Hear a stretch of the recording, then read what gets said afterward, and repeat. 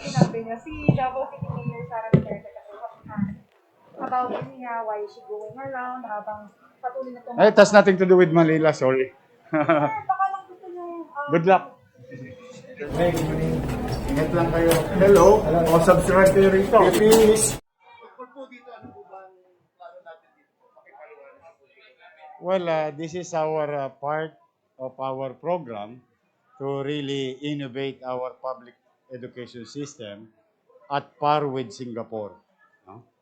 Because hindi naman pwedeng ganun na lang ng ganun ulit, no? Kung ano yung itinatatag, and we end up not catching up with the demand of time, which is yung population growth against targeted number of space available in our public education system. This building, 10-story, fully air-conditioned public elementary school can address at least 10 to 15 years of population growth. Why is it very important to address that now? Alam naman natin na every 7 years, today, may pinanganak, 7 years from now, they will occupy a space in our classroom. So we're just trying to be ahead of that demand, of that problem, and build it in the most loneliest time of our lives. Making our adversity in our advantage. So walang eskwela, durugin ang eskwela, magtayo ng mas maganda. So I hope someday, ang hihingi na sa akin ng mga estudyante, jacket. Hopefully, kasi giniginaw na sila. Pero ang tanong ko lang ngayon, meron kang programa na bibigyan ng trabaho. Yes. Ito ba kasama sila ba? Yes. Kung maalala mo, Pat, I think almost the same situation with us today, no? Na sinabi ko sa inyo na ang susunod natin naman gagawin ay magbibigay ng oportunidad sa paghahanap buhay ang tao by infusing and stimulating our domestic economy, wherein we are going to invest on this that addresses and confront social perennial problems. Pabahay, eskwelahan, pabahay, eskwelahan. Then, naturally, the initial effect of this is libo-libong trabahante and job opportunity for every Manileños here. And this is just one of many that are coming in the next coming days of our lives here in Manila. Sir, easy na to from CNN. Sure. Can we get an update on the two COVID-19 Delta variant cases sa contact tracing, sir? Well, salamat sa Diyos. Okay naman. Bagamat, bago sinabi sa amin ng DOH, ay 3 weeks old na. So, my take is, most likely, they're going to turn negative. Which, lumabas nga, negative yung mga initial na contact trace. At merong isang nag-positive. But, rest assured that due diligence are being done by the city health department. Now, let me put context on that. Doon sa nagpositibo, ay hindi siya kailangan i-submit sa genome sequencing sa Genome Center. Simply because yung tinatawag nila city value noong in-extract na content ay hindi bumaba ng 20 because the threshold is 20. So anything below 20 with regard to city value ay padadala kagad sa Genome Center. So ang good news, wala pa tayong pinadadala ngayon sa mga na-test.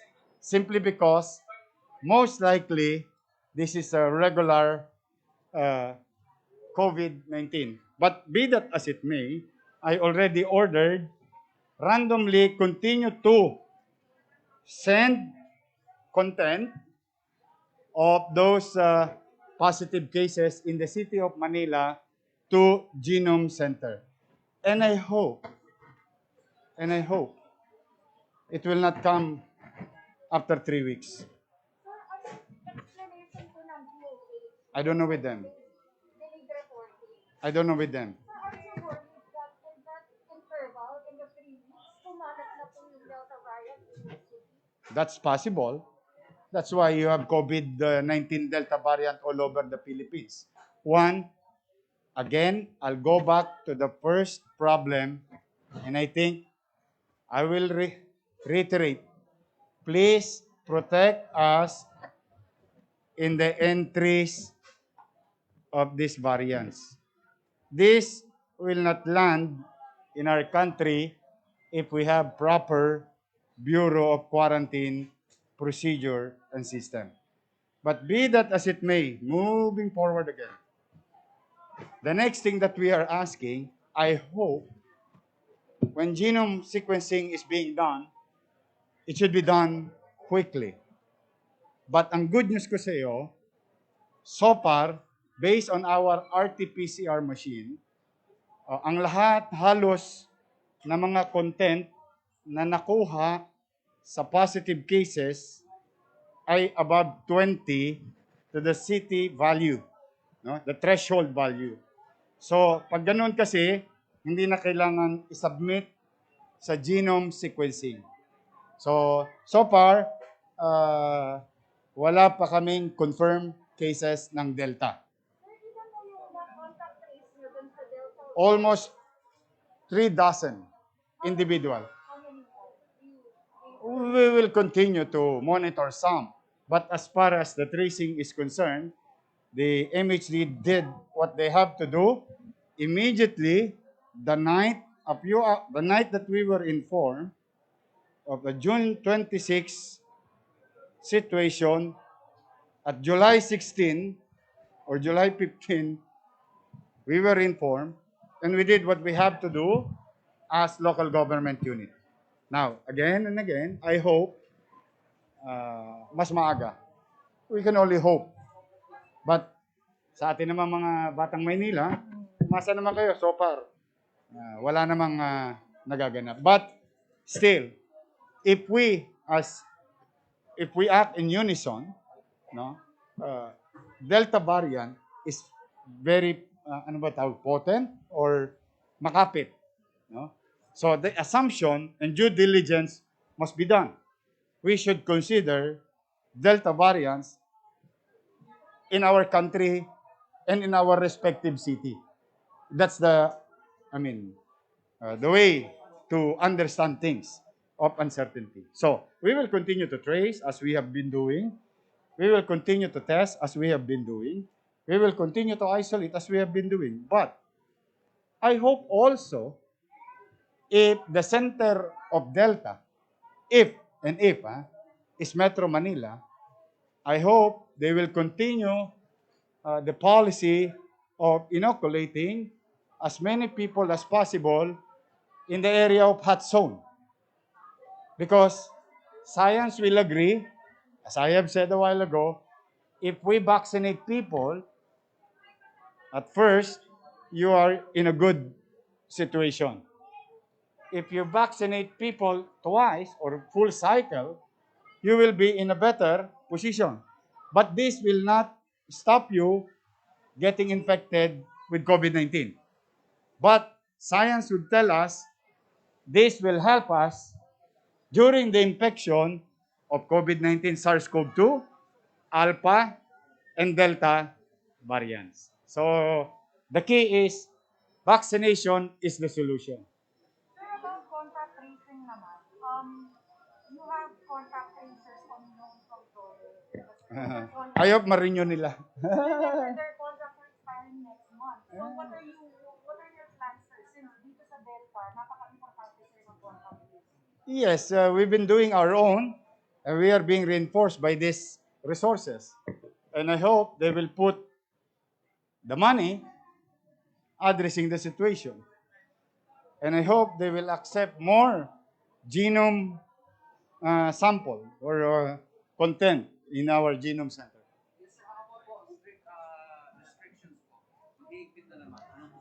Well, again, we must learn how to live with COVID-19. At the same time, we must learn how to go back to work safely. So, COVID-19 will stay.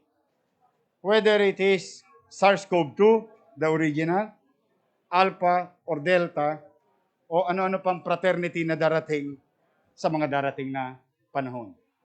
The solution, more than tracing, more than any other thing, is proteksyonan ang tao, ang katawan ng tao. Which is, let's vaccinate people so that we will raise the confidence of each and every one. We cannot go and, continue to live in fear. That will not bring us anywhere. We must move on. We must change our plan. We cannot live on social distancing alone. We cannot live on mask alone. We cannot live on hand washing alone. We must make vaccine available to the general population. And so far, the city of Manila, a few minutes ago, reached the 1 million deployment of vaccine.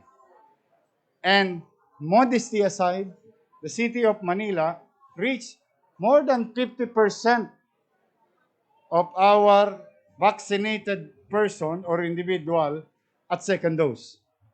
So, konti na lang, may awa ang Diyos, may awa ang Diyos. Konti na lang, we will reach the 800,000 margin or goal. At 70% of our population, 18 years old above.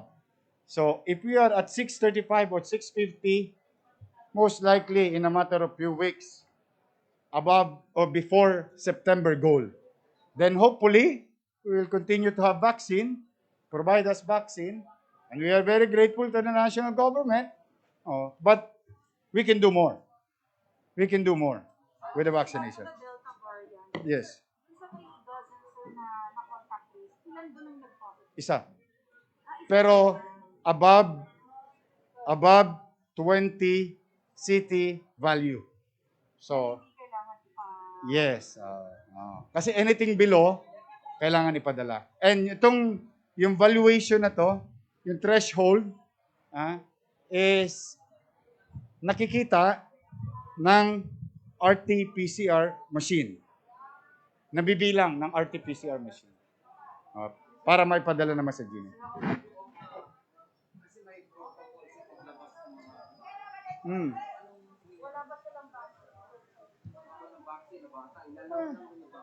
Basta ako lagi. Sana magkaroon na tayo ng direksyon na makapamuhay ng normal. Sabi ko nga sa inyo, kung ang wearing of mask, it helps, good. Washing of hands, it helps, good. Physical distancing, it helps, good. But we cannot say to the people on doing what they need to do while we are not doing what we have to do. Our obligation is to make vaccine available to our people. That is our job. That is our job. And we should do that.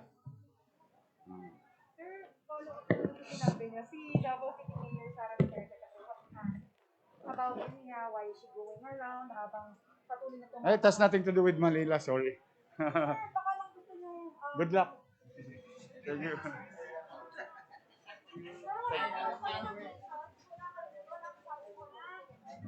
Sa mga doktor,